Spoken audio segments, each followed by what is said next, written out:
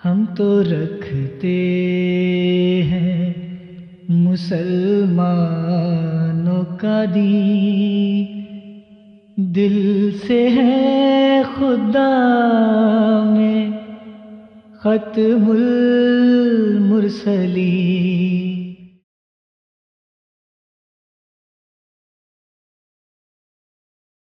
اچھا تو پیارے بھائیوں، اس کے بعد ہم نے جس طرح کہ خاکسار نے عرض کیا تھا، ہم کال کا سلسلہ جو ہے وہ کھول دیتے ہیں، اور اس دوران اگر کوئی کالر آئے تو جو ہے ان کو بھی ہم دیکھ لیں گے۔ لیکن جیسا اس دوران خاکسار ایک چھوٹی سی بات آپ کے سامنے بیان کرنا چاہتا ہے، جس کا جو اسمبلی کی کارروائی ہے اس سے تعلق نہیں ہے، لیکن ایک بات بار بار آپ نے سنی ہوگی، اور ایک اعتراض، ایک نا وہ کہا مار کے پھر وہ اعتراض یا بڑا ہی اعتراض کیا کرتے ہیں غیر احمدی حضرات، اور اپنی طرف سے وہ تحقیر کا اس میں پہلو ہوتا ہے۔ وہ یہ ہوتا ہے کہ جی مرزا صاحب تو جی وہ جو وکالت کا امتحان تھا اس میں فیل ہو گئے تھے، تو ایسا بندہ نبی کیسا ہو گیا؟ ٹھیک ہے جی، اور اصل میں ان کہنے کا مطلب یہ ہوتا ہے کہ ایک نالائق بندہ ہو تو وہ نبی کیسا ہو گیا۔ حالانکہ یہ اعتراض کوئی ایسا نہیں ہے کہ جن کو کیا بھی جائے، حضور صلی اللہ علیہ وآلہ وسلم امی تھے پھر بھی نبی تھے، لیکن ایک تحریر ایک ہمارے دوست نے خاکسار کی ادھر توجہ جو ہے وہ دلائی، اور چونکہ یہ بار بار یہ لوگ پیش کرتے ہیں، خاکسار نے سوچا کہ آپ کے سامنے بھی اس امر کو پیش کر دینا چاہیے۔ اس دوران اگر کوئی دوست اور آ گیا تو ہم ان کی کال لے لیں گے۔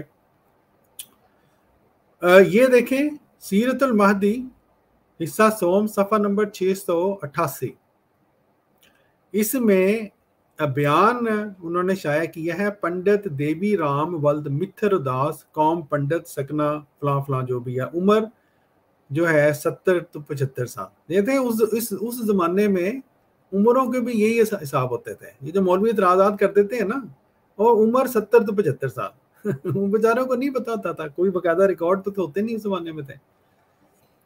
وہ کہتے ہیں جی میں 21 جنوری 1875 کو نائب مدرس ہو کر قادیان گیا تھا، میں وہاں 4 سال رہا، میں مرزا غلام احمد صاحب کے پاس اکثر جایا کرتا تھا، اور میزان طب آپ سے پڑھا کرتا تھا۔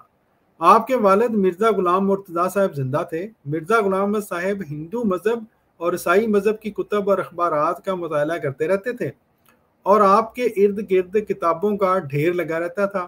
آپ 5 وقت نماز پڑھنے کے لیے مسجد خاص، یعنی مسجد اقصی مراد ہے، وہ یہ مرزا بشیر احمد احمد صاحب فرما رہے ہیں، میں جایا کرتے تھے۔ جب آپ کے والد ماجد فوت ہوئے تو اسی مسجد کے سین میں صندوق میں ڈال کر دفن کیے گئے، اور وہ قبر پختہ بنا دی گئی۔ اب یہ فرماتے ہیں کہ مرزا سلطان احمد صاحب پسر مرزا غلام احمد صاحب حکمت کی کتابیں اپنے دادا سے پڑھا کرتے تھے، اور میں بھی گاہے بگاہے ان کے پاس جایا کرتا تھا۔ کچھ عرصہ کے بعد میر ناصر نواب صاحب جو محکمہ نہر میں ملازم تھے، ان کا ہیڈ کوارٹر بھی خاص قادیان میں تھا، اور وہ وہابی مذہب کے تھے۔ مرزا صاحب اہل سنت والجماعت کے تھے۔ کبھی کبھی دونوں کو اکٹھے نماز پڑھنے کا موقع ملتا تو اکثر اپنے اپنے مذہب کے متعلق بحث و مباحثہ کیا کرتے۔ میں بھی فارسی کی کتاب سنانے یا میزان طب پڑھنے کے لیے 5 بجے کے شام کے قریب مسجد میں چلا جایا کرتا تھا۔ اب یہ میں بیان اس لیے کر رہا ہوں کہ ان صاحب نے وہ زمانہ حضرت مسیح موعود علیہ السلام کے ساتھ ان کو ملنے کا جو ہے وہ موقع ملا ہے، جو بالکل ابتدائی زمانہ تھا۔ کہتے ہیں 78 میں سوامی دیانند کا بہت اچھا، کہتے ہیں جی مرزا صاحب نے سنت سنگھ جٹ جو بوٹر کلاں کا رہنے والا تھا اس کو مسلمان بنا لیا۔ پادری کھڑک سنگھ سے بھی ایک دفعہ مباحثہ ہوا، ظاہر اس کا مباحثہ ہوا ہوگا کہ جی آپ نے ایک سکھ کو مسلمان کیوں بنایا ہے۔ 78 میں سوامی دیانند کا بھی شورہ ہو چکا تھا۔ مرزا صاحب کا ایک تحریری مباحثہ بھی ہوا تھا، اخبارات میں انادی اور ورنوں کے متعلق بحث ہوتی رہی۔ آپ کی عمر اس وقت 25-30 سال کے قریب تھی، کے درمیان تھی۔ اب یہ دیکھیں 25-30، یہ اس زمانے میں یہی چلتا تھا، 25-30۔ اچھا، مرزا صاحب 5 وقت نماز کے عادی تھے، روزہ رکھنے کے عادی تھے، اور خوش اخلاق، متقی اور پرہیزگار تھے۔ اب یہ وہ بات ہے جو کہ خاکسار بیان کرنا چاہ رہا تھا۔ قانون اور حکمت میں بھی لائق تھے، اگرچہ وکالت کے امتحان میں فیل ہو گئے تھے۔ اب یہ جو فقرہ ہے اکثر ہم اسی کے اوپر بات کو ختم کر دیا کرتے ہیں۔ یہ دیکھیں یہاں پہ انہوں نے اصل حالات وہاں لکھے ہیں، کہ یہ جو فکرہ ہمارے لٹریچر میں بھی آیا ہوا ہے، اصل میں وہاں پہ ہوا کیا تھا۔ کہتے ہیں جی یہ حالات مرزا صاحب نے خود اپنی زبان سے سنائے تھے، اور یہ بھی سنایا تھا کہ میں نے وکالت کے امتحان کی تیاری کی تھی، اور 22 امیدوار شامل امتحان ہوئے تھے۔ 22 امیدوار۔ نارائن سنگھ امیدوار جو کہ میرا واقف تھا، اس نے عین امتحان میں گڑبڑ کی، ہاں جی کوئی نقل وغیرہ ماری ہوگی، اور اس کا علم ممتحن کو ہو گیا، اور اس نے 22 کے 22 امیدوار فیل کر دیے، کیونکہ اس امر کا شور پڑ گیا تھا۔ یعنی کوئی ایسی بات نہیں ہوئی جو میں بیان کرنا چاہ رہا تھا کہ جی امتحان دیا گیا ہو اور حضرت مرزا صاحب نے وہ امتحان دیا، اور اس پرچے کو دیکھ کے تو اس ممتحن نے کہا کہ نہیں جی یہ پرچہ اس قابل نہیں ہے کہ اس کو پاس کیا جائے۔ اس سکھ کی وجہ سے، چونکہ اس نے گڑبڑ کی، اس ممتحن نے سارے کے سارے 22 کے 22 بندوں کو فیل کر ان کو کینسل کر دیا، یعنی امتحان کینسل ہو گیا تھا۔ یہ کہنا چاہیے اس امتحان کو کینسل کر دیا گیا تھا، اس پرچے کو کینسل کر دیا گیا تھا، یہ کہنا چاہیے۔ جب سوامی دیانند سے مباحثہ ہوا تھا تو اسی نارائن سنگھ نے مرزا صاحب کا ایک خط بند لفافہ میں جس میں 2 کاغذ لکھے ہوئے تھے محکمہ ڈاک میں بھیج دیے تھے کہ مرزا صاحب نے جرم کیا ہے۔